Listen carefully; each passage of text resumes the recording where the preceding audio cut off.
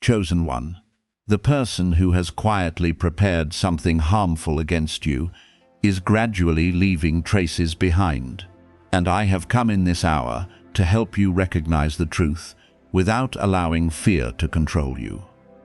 Perhaps, as these words reach you, your chest feels warmer, your breathing pauses, or a slight chill passes over your skin. Do not panic, and do not treat every reaction as certain proof of an invisible disaster. Sometimes, the body is simply telling you that something hidden needs to be heard, that tension has been suppressed for too long, or that an awareness you once dismissed is returning with greater strength. I am Michael, standing beside you, not to plant suspicion within every relationship, but to establish within you a discernment strong enough to distinguish sincerity from pretense, necessary warning from anxiety created by imagination. During the past months, you have often felt that you were not completely at peace around certain people. Some words sounded harmless at first, yet left heaviness within you for a long time. Some smiles appeared at the right moment, while the actions behind them remained inconsistent with the friendliness shown before you. You wondered whether you were too sensitive or simply overthinking, and then chose to overlook what you noticed because you did not want to lose a relationship or be regarded as suspicious. I understand why you did this. You have always wanted to see the good in others, and hoped that your kindness would be met with kindness. But, my child, compassion does not require you to deny the signs that make you uneasy. You can keep your heart tender, while still observing carefully, asking questions, and protecting the precious areas of your life. The person who causes you harm may not be an open enemy. What makes the situation painful is that they were once trusted, allowed into private areas of your life, and given knowledge you do not easily share with others. They may know your dreams, the plans you have quietly prepared, the weaknesses that make you vulnerable, or stories you revealed while needing someone to listen. In your presence, they continue to show concern. But when you are absent, their words take on another tone. They may distort a story, plant doubt in other people, minimize your accomplishments, or quietly obstruct an opportunity you deserve. You need to understand that closeness does not automatically mean loyalty. Only time, consistency, and the way a person behaves when there is nothing to gain reveal who they truly are. Yet I do not want you to identify someone based only upon a feeling. Discernment always walks together with calmness and verification. Observe whether their words agree with their actions. Notice whether information shared only with them begins appearing elsewhere. Watch how they respond when you succeed, when you refuse something, or when you begin establishing clear boundaries. A sincere person may become disappointed or make mistakes, but they will respect your freedom to choose and accept responsibility when they are wrong. A person with harmful intentions often leaves you confused, denies what happened, places blame upon you, or makes you feel guilty merely because you ask for transparency. Do not allow a beautiful apology to conceal a pattern that has repeated itself too many times. What I call intervention in your life may not appear as a loud miracle. It may be an accidental conversation, through which truth becomes visible. Information delivered at the right moment. Someone who was once silent, finally choosing to speak, or a harmful plan collapsing, because those involved can no longer keep their stories consistent. Sometimes protection is simply the feeling that you should delay a decision. Check a document again. Stop sharing information or leave a place before the situation becomes dangerous. Do not underestimate these small steps. Wisdom often protects through ordinary choices. Preserving evidence, reading carefully before signing, confirming agreements in writing, refusing to share passwords, and not handing money or control to someone who has not proven trustworthy. If what has been concealed concerns your work, reputation, finances, or rights, address it honestly and practically. Do not respond only through emotion, and do not accuse publicly without sufficient evidence. Record what happened, preserve important communications, and seek help from someone with proper authority or expertise. You have the right to protect yourself without humiliating anyone.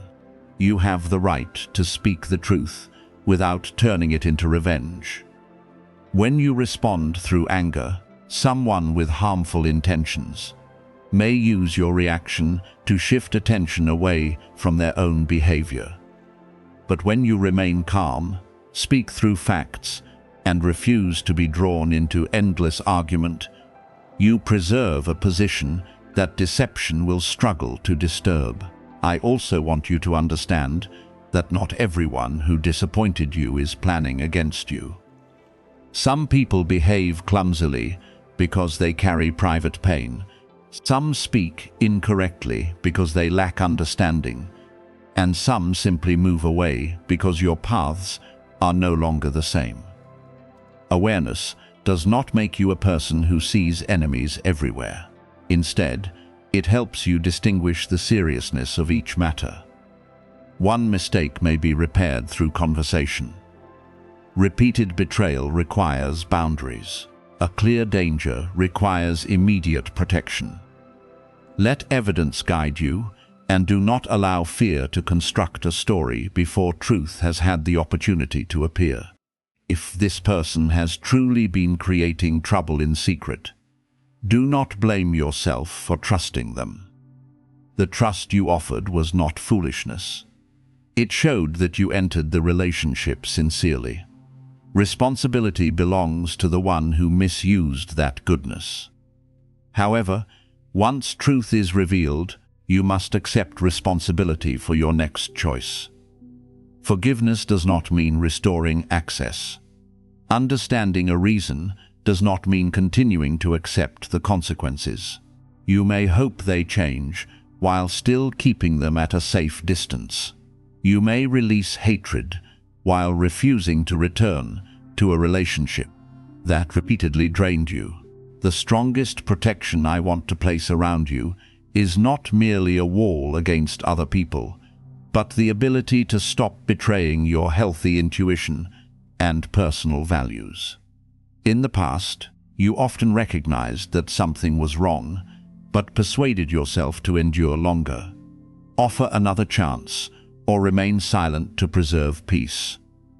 From today onward, listen to uneasiness, but test it. Notice signs without judging hastily. Love, but do not hand over every key.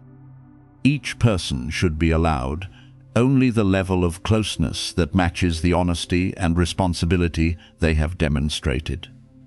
My child, the sword in my hand is not an image of punishment that you must carry out on behalf of heaven. It represents sharp discernment, able to separate truth from lies, love from dependence, and mercy from the tolerance of wrongdoing. I do not want you to rush into battle with the person who hurt you. I want you to leave their sphere of influence, withdraw their access to private matters, and rebuild your peace through healthy choices. When you no longer respond in ways they can predict, and are no longer easily manipulated through guilt or promises, their plan will begin losing power on its own. Therefore, remain calm before what is about to be revealed. If truth reaches you, listen completely before reacting. If someone brings information, examine both their motive and accuracy. If you realize that you are in actual danger, seek help from trustworthy relatives, responsible authorities, or qualified professionals. Do not face it alone merely to prove that you are strong.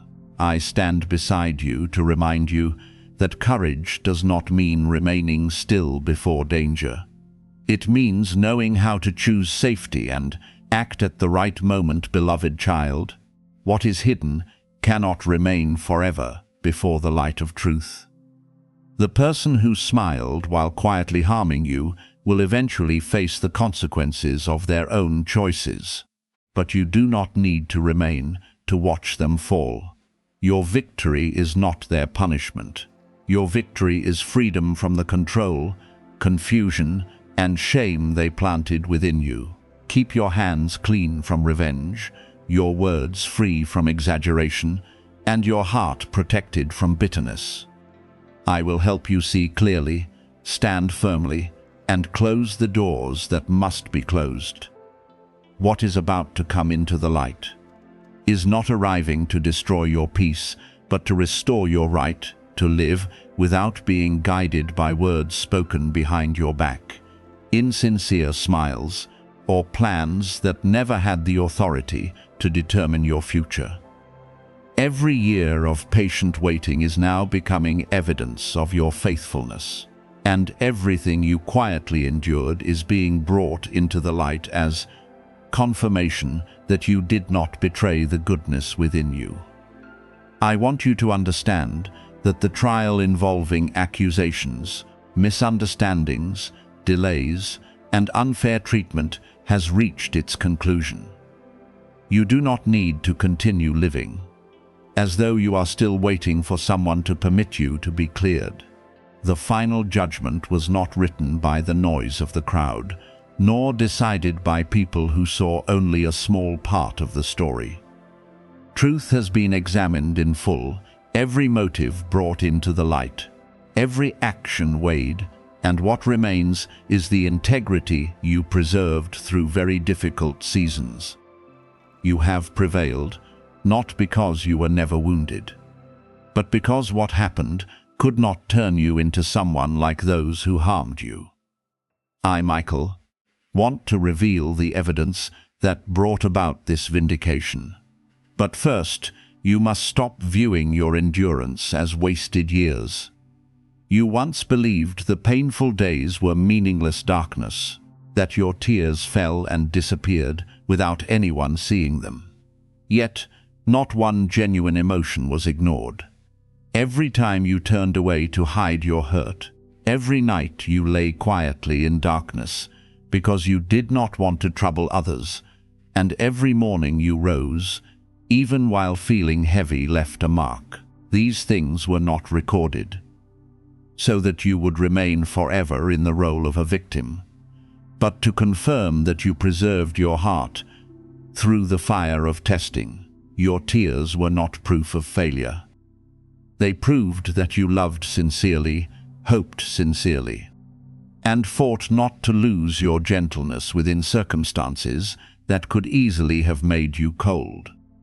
Remember the nights when no one knew what you were facing. At times you had to hold yourself because the person you most hoped would remain was not there. Sometimes you prayed for a long time and received only silence, causing you to wonder whether you were still seen. You walked through days when people noticed only your ordinary appearance, while within you, a fierce battle raged between hope and despair. You still completed small responsibilities, kept your promises, and tried not to hurt anyone, even while carrying many wounds. These moments were quiet, but they became some of the strongest evidence. True faithfulness is not only revealed when you have strength and everything is favorable. It is seen most clearly when you still choose what is right, while no one knows how hard you are trying. The second piece of evidence brought into the light is that you did not use your pain as permission to become cruel. You could have retaliated, exposed every secret, revealed every mistake, or made those who hurt you experience the same pain. Yet many times you chose to step back, remain silent, and refuse to let one moment of anger destroy character built over many years. I am not saying you must always remain silent before injustice, because there are times when truth needs to be spoken. The difference is that you learned how to speak without destroying. Protect yourself without seeking revenge, and leave what was wrong without losing purity. This ability proved that power is not found in how deeply you can hurt someone, but in being strong enough not to allow your own wounds to become weapons against others. Another piece of evidence is the perseverance you showed during seasons when there was no visible progress. You worked without recognition, planted good seeds without immediately seeing results, and repeatedly continued when every reason told you to stop. Some people left because they only wanted to remain beside you while you were shining. Others doubted because they did not understand why you continued with something that had not yet brought reward. But you learned to do what was right without depending completely upon applause. That perseverance became proof that you are mature enough for greater responsibility. Someone loyal only when praised may change direction when attention disappears, but you were trained to preserve your character even when no one was watching. I also see evidence in the way you faced your own mistakes. You are not perfect, and vindication does not mean that every decision you made was right, but you learned how to return. Acknowledge what needed correction, apologize when necessary, and learn from stumbling. You did not cover yourself with false innocence. You gradually understood that integrity does not mean never being wrong, but refusing to run from truth when failure is exposed. This spirit makes false accusations unable to keep you in darkness forever. Others may use one weak moment to define your whole identity, but I see the entire process through which you stood again, changed, and lived differently. Your growth is evidence that cannot be erased by an old story someone continues trying to preserve. Another proof is found in the times you chose forgiveness without returning to the place that broke you. Forgiveness does not mean denying what happened, nor does it require you to restore access to someone who has not changed. You learned how to release hatred while preserving boundaries. Wish another person peace without placing yourself in danger again. That discernment reveals that the past no longer controls you. The person who hurt you may still hold their old perspective, but they no longer decide how you sleep, what you think, or the posture from which you choose your future. When you no longer require their regret before moving forward, you reclaim your freedom. This is a victory no delayed apology could ever give you, beloved child. The final and greatest evidence is that you are still here with a heart capable of love. After everything you endured, you are still moved by another person's pain, still desire to offer goodness, and still believe that tomorrow can be built differently. Adversity tried to convince you that kindness only allows exploitation, that hope only leads to disappointment, and that closing your heart is the only way to remain safe. But you did not completely surrender to those lies. You are learning to love with wisdom, help without exhausting yourself, and trust without ignoring warning signs. This balance proves that you did not merely survive the battle. You grew beyond it. Therefore, stop treating your old tears as something shameful. They testify that you felt deeply and continued forward. Stop regarding the years of waiting as emptiness, because patience, courage, and discernment were being formed within them. The case built upon lies has closed, but your vindication may not come through everyone publicly admitting they were wrong. Sometimes, vindication is entering a new chapter where their voices no longer follow you. Sometimes it is a door opening in a place where your character is valued, or peace returning after years spent explaining yourself to people who did not want to understand. Move forward without returning to the old courtroom to argue again. The verdict has been spoken in truth. You are not defined by what others did to you, nor ended by years of sorrow. You prevailed each time you rose. Each time you chose honesty, each time you preserved gentleness, and every day you refused to allow the past to govern your steps. I saw it all, and now I want you to see it as well. Nothing endured with an upright heart was meaningless. Every tear watered the ground where new strength is growing, and every year of waiting became evidence that you can enter the future with dignity, clarity, and a freedom no one can take from you. Beloved child, what you are hearing has not come to cause panic, but as an urgent intervention to awaken you to what your heart has quietly sensed for a long time. I am Michael, drawing near not to make you look upon everyone with suspicion, nor to convince you that every unusual feeling is evidence of a secret plot. If your chest feels hot, your skin tingles, or your breathing becomes rapid, first become calm. These reactions may occur when you are emotional, stressed, or when a deeply buried memory is touched. Do not let sensation determine your conclusion. Let it become a reminder to stop, breathe, and observe what you have overlooked. What is truly sacred does not take away your ability to think. It makes your eyes clearer, your heart steadier, and your actions wiser.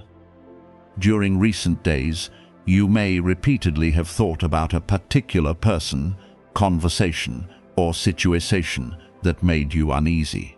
You tried to dismiss it because you did not want to think badly of anyone, did not want to damage a relationship, or feared that you were simply too sensitive. I understand. Your heart is tender, so you often find reasons to forgive before the other person accepts responsibility. You told yourself that the remark was accidental. The attitude came from tiredness, and the heaviness would eventually disappear. But when the same kind of hurt repeats, when promises no longer match behavior, and when you continually question your own perception, it is time to stop making excuses for someone else. Discernment is not condemnation. It is the ability to see something according to its true nature. There may be someone very close to you who understands what gives you joy, what makes you vulnerable, and what you fear losing. You once trusted them, allowed them into private spaces, and shared what you do not easily reveal. Because they were close, their words had more influence than those of a stranger. One criticism from them may remain with you for days. Deliberate silence may cause you to apologize before you even know what you did wrong. One gesture of concern may make you forget earlier occasions when they caused pain. I am not declaring that this person is carrying out a dark plan, but I want you to look at the fruit the relationship produces. If after every interaction you regularly feel exhausted, guilty, confused, or diminished, that deserves serious examination. Betrayal does not always appear as one dramatic act everyone immediately recognizes. Sometimes it begins when your secrets are repeated under the excuse of concern, when subtle remarks plant suspicion about you in another person's mind, or when someone gathers private information and uses it to control your decisions. Some people smile gently, but become uncomfortable when you begin growing. Some say they love you, but feel safe only while you remain dependent. Some want you to reveal everything while keeping their own lives hidden. You do not need to point at anyone too quickly. Let time, consistency, and clear facts reveal what words are trying to conceal. Remember that no feeling, dream, or coincidence is sufficient by itself to condemn another person. Do not take a repeated number, a chill, or a sudden thought as final proof. If something concerns you, examine reality.